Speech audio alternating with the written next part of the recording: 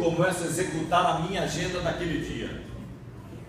E quando chega no final do dia, em nenhum dia ultimamente eu tenho tido oportunidade de fechar a agenda do dia. Aí eu passo para outra folha e transfiro de hoje para amanhã e acrescento de amanhã e falo hoje não deu, mas amanhã vai dar. Quando chego no outro dia, também não dá. E já é final de semana. Aí eu digo para minha caderneta que essa semana não deu, mas a próxima semana vai dar. Chego no final da semana, também não deu, estou no final do mês. E digo para minha caderneta, esse mês não deu, mas o próximo mês vai dar. Chega no final do mês, já estou no final do ano, e eu digo para minha caderneta, não deu para cumprir os objetivos desse ano, mas eu tenho um ano novo também. E essa misericórdia eu tenho que agradecer ao Senhor. Porque se eu tivesse que acumular os fardos do dia, o fardo da semana, o fardo do mês e o fardo do ano, eu não conseguiria carregar o fardo da minha vida. Mas o Senhor me dá o privilégio de recomeçar, de reescrever. Por isso, as nossas considerações para com o Senhor, em todo ano, começa com promessas que nós não conseguimos cumprir. Se nós olharmos por esse lado, nós já começamos em falha, porque foram promessas que não cumprimos, na maioria. Mas se nós olharmos pela nossa vontade de não nos deixar abater, começamos vitoriosos, porque não conseguimos, mas temos intenção de conseguir.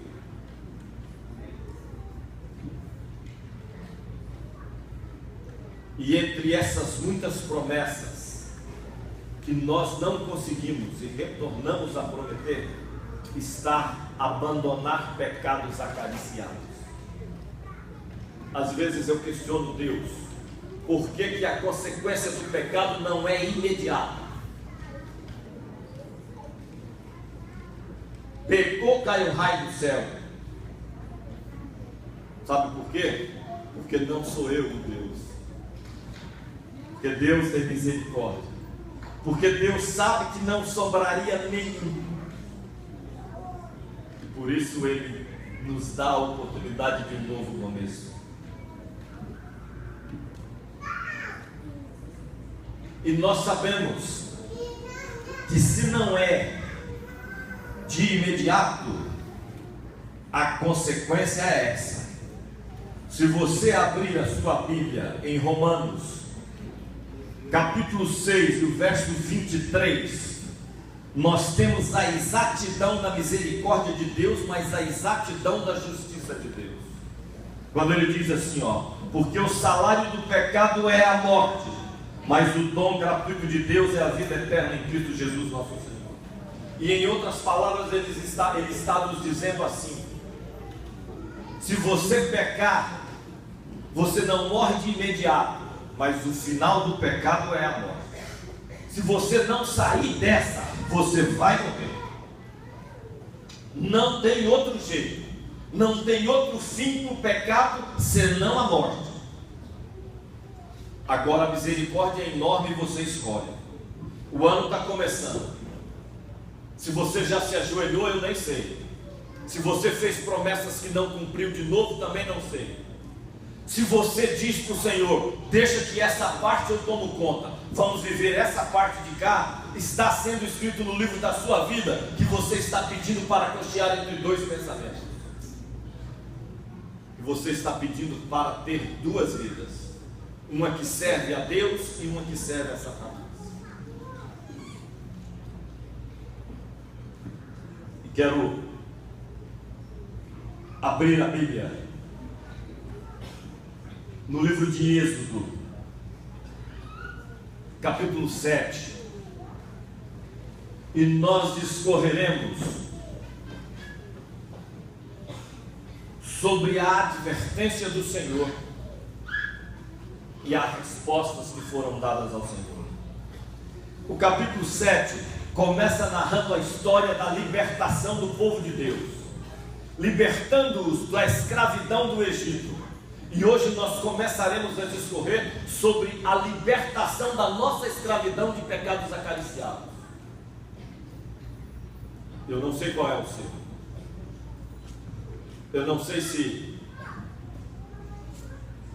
você tem 1 litro de uísque na sua casa. E até que ponto isso é uma ofensa a Deus. Eu não sei quais as programações que você assiste nas horas sagradas do sábado. Eu não sei quais são os filmes que você vê na sua TV a cabo. Às meia-noites, às madrugadas, quando todos dormem na sua família. Eu não sei quantos de vocês têm 2 famílias. Eu não sei quantos de vocês que querem ser ou não ser salvos no céu. Eu não sei quantos da família do Senhor são casados e têm uma namorada. Eu só quero te dizer uma coisa. A partir do momento em que o Senhor está voltando, é imperativo que as coisas sejam descobertas. No capítulo 28 do verso 6 diz assim, no dia em que o Senhor falou a Moisés na terra do Egito, disse o Senhor a Moisés: eu sou o Senhor, disse a Faraó, rei do Egito, tudo que eu te digo. Respondeu Moisés na presença do Senhor: eu não sei falar bem, como pois me ouvirá Faraó?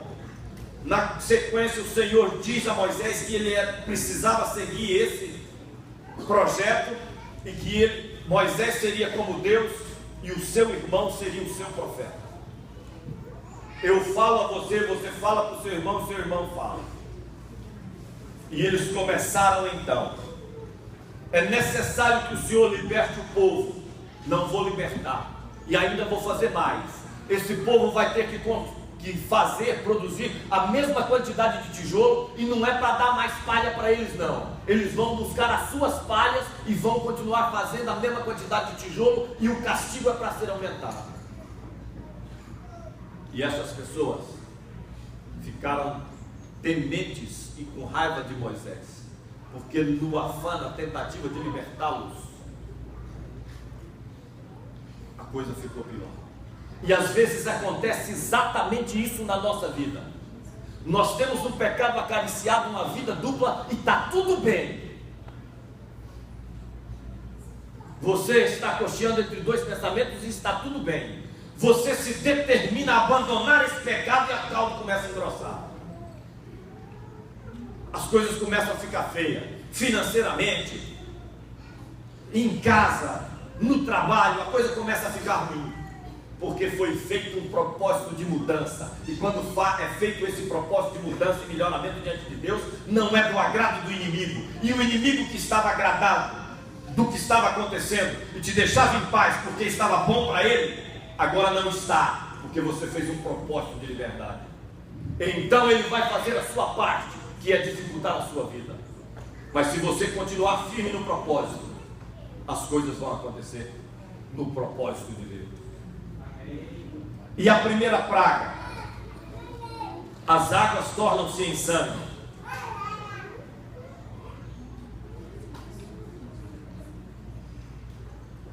Fizeram Moisés e Arão, no verso 20, como o Senhor havia ordenado.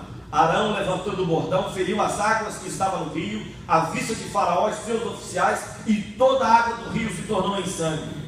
De sorte que os peixes que estavam no rio morreram, o rio cheirou mal, os egípcios não podiam beber a água do rio, e houve sangue por toda a terra do Egito. Porém, os magos do Egito fizeram também o mesmo com as suas ciências ocultas, de maneira que o coração de Faraó se endureceu, não ouviu como o Senhor tinha dito, e Faraó não considerou. E quando nós nos propomos a abandonar os pecados acariciados, nós olhamos para outros que também têm o mesmo pecado que nós,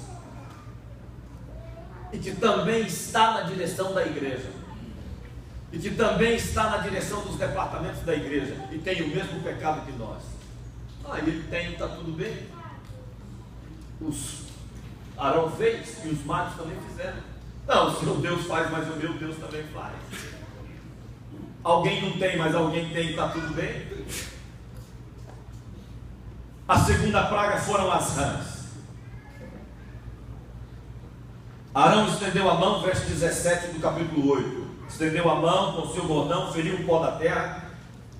Essa é a terceira praga. A segunda praga das rãs. Então saíram Moisés e Arão da presença de Faraó, e Moisés clamou ao Senhor por causa das rãs, conforme combinaram com Faraó. Ele diz: retira essas rãs. E ele retirou as rãs, e Faraó não se deixou abater.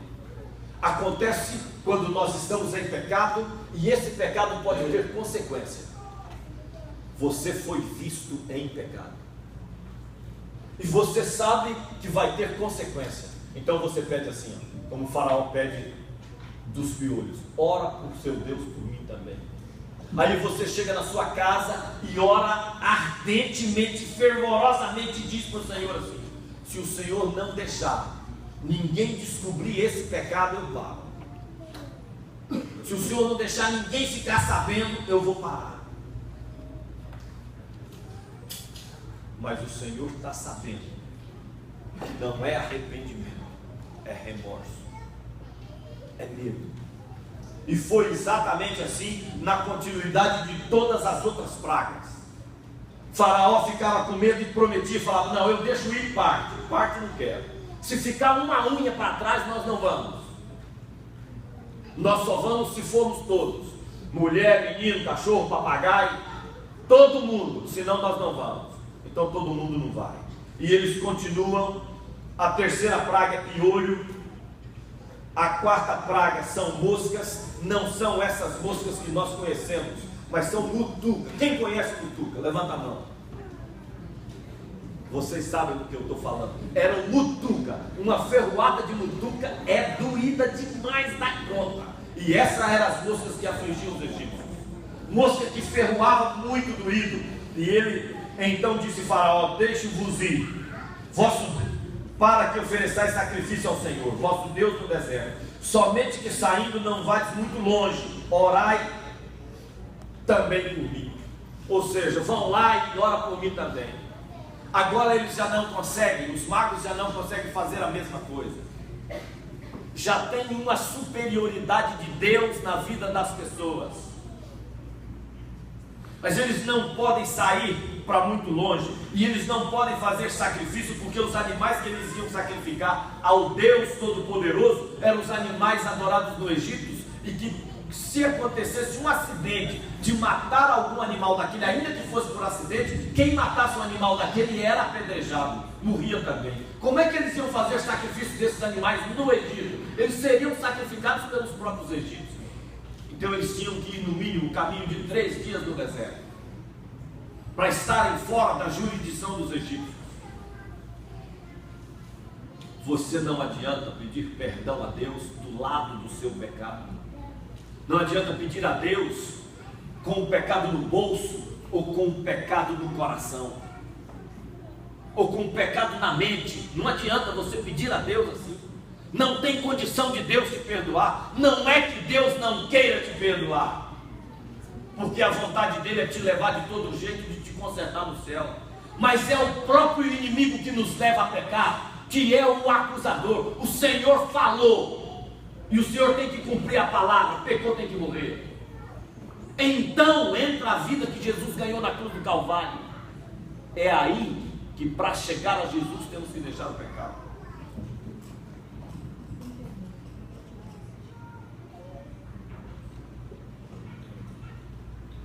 A quinta praga, a peste nos animais. Em todos os animais. Em todos os animais.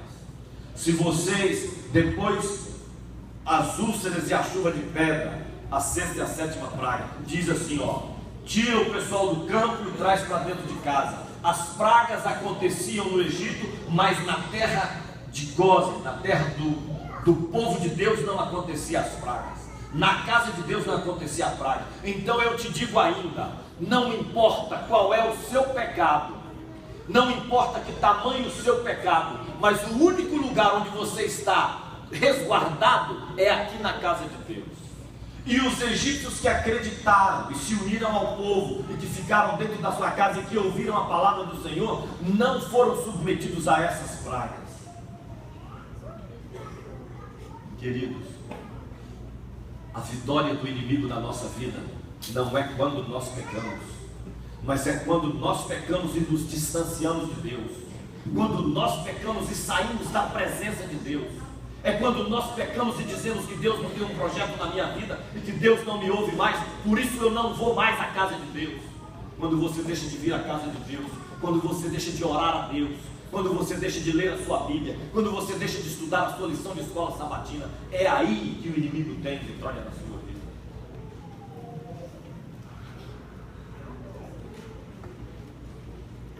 A nona praga.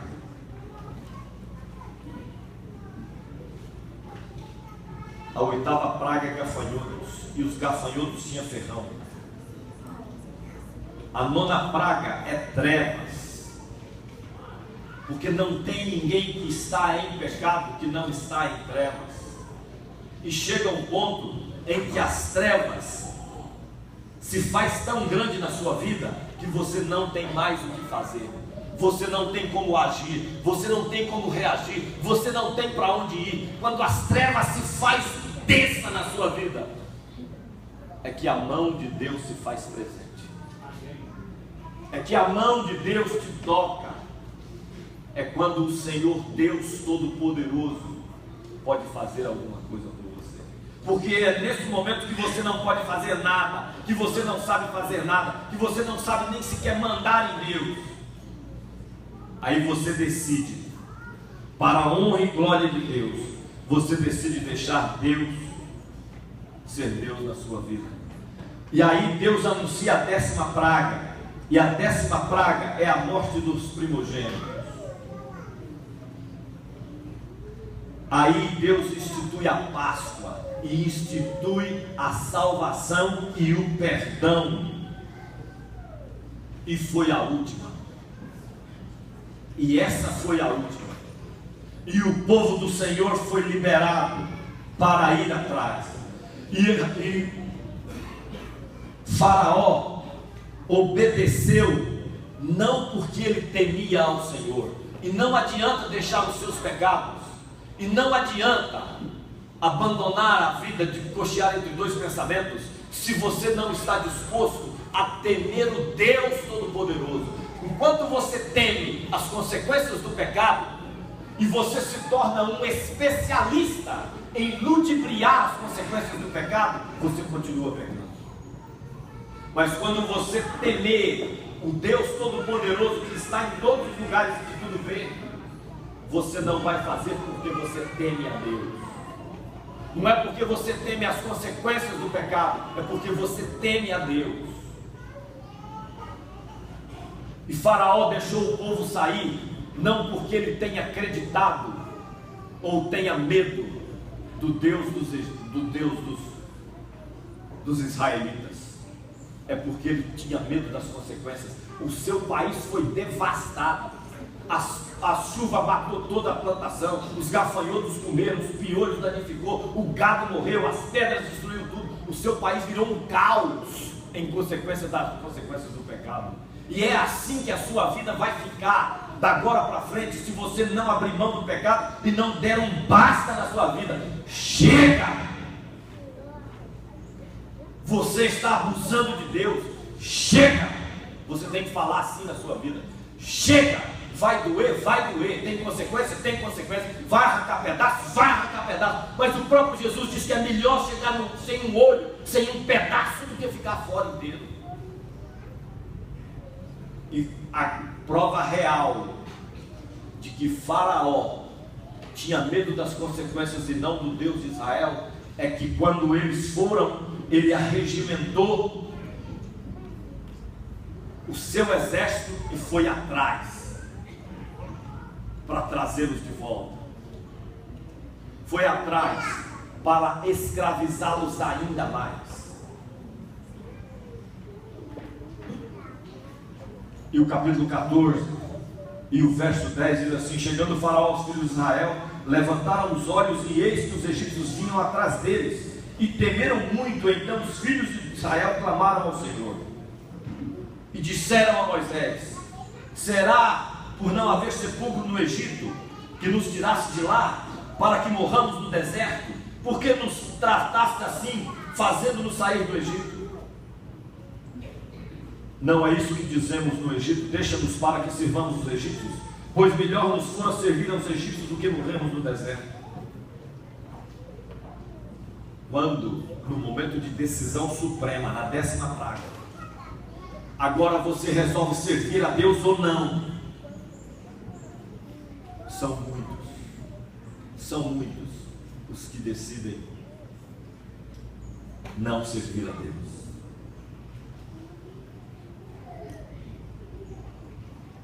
Aí o Senhor diz assim, verso 26 do capítulo 14 ainda: estende a mão sobre o mar para que as águas se voltem sobre os egípcios, sobre os seus carros e sobre os seus cavalos. Então Moisés estendeu a mão sobre o mar, e o mar, ao romper da manhã, retomou as suas forças. Os egípcios, ao fugirem, foram de encontro a ele, e o Senhor derrubou os egípcios no meio do mar, e todos morreram no meio do mar. Porque não tem jeito. O Senhor vai te dando sinal, o Senhor vai te dando advertência, o Senhor vai falando no seu coração, vai falando, e quem te garante que você vai ter mais um ano de vida? Eu me lembro da nossa ceia o ano passado, e a irmã Jovelina estava bem, sorrindo, alegre, brincando com todo mundo, porque todas as vezes que você olhava no rosto da irmã Jovelina, ela tinha um sorriso estampado no rosto. E esse final de ano, a irmã Jovelina não está entre nós. E no próximo ano você vai estar. E na próxima semana você vai estar. O problema nosso é que nós nos imaginamos imortais. Não conheço ninguém que se ajoelha na cama no final do dia para recapitular o seu dia e diz assim: Senhor, a minha vida está entregue nas tuas mãos, e se eu não acordar amanhã, que pela sua misericórdia eu faça parte da primeira ressurreição. Dormimos, ajoelhamos no pé da cama, recapitulamos o dia e falamos assim: que amanhã o Senhor me livre do trânsito, que amanhã o Senhor me conceda um bom dia de trabalho, que amanhã o Senhor me guarde, me livre, me ilumine, com todo o projeto do dia de amanhã que não te pertence e pertence ao Senhor. E a consequência do pecado, não se engane, é a morte. E Faraó, por temer as consequências e não temer a Deus, sucumbiu ao fruto da morte. Até a paciência de Deus tem limite.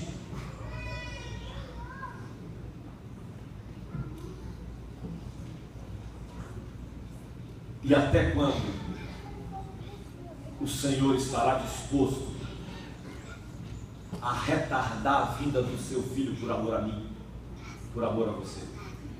Eu tenho propósitos.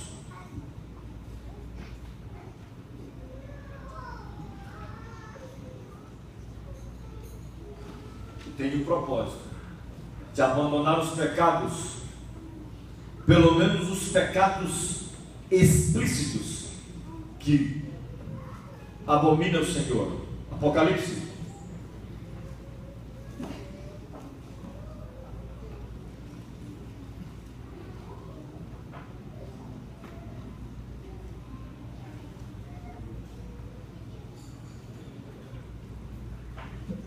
22, capítulo 15, diz assim, fora ficam os cães, os feiticeiros, os impuros, os assassinos, os idólatras e todo aquele que ama e pratica mentira.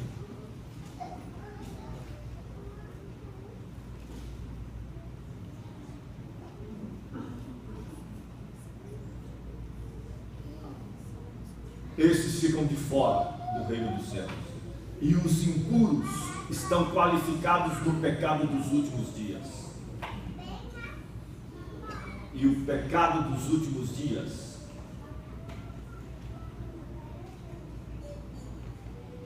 com certeza tirará muitos ou todos nós, se não nos revestirmos da armadura do Senhor.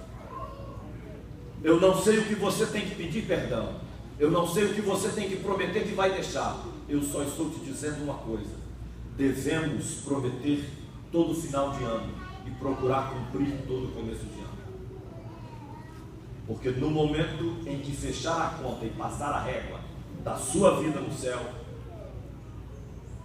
já era. Que Deus te abençoe. Que você imagine só isso. Só de estar aqui, você é um vitorioso. Só de estar aqui aos pés do Senhor, você tem a vitória. Só de estar aqui, o Senhor ainda se importa com você e toca o seu coração, e o Espírito Santo ainda te conduz aos pés do Senhor. Mas não se esqueça de perguntar, com um ponto de interrogação do seu tamanho: até quando? Que Deus nos abençoe e que o Senhor nos guarde para a eternidade.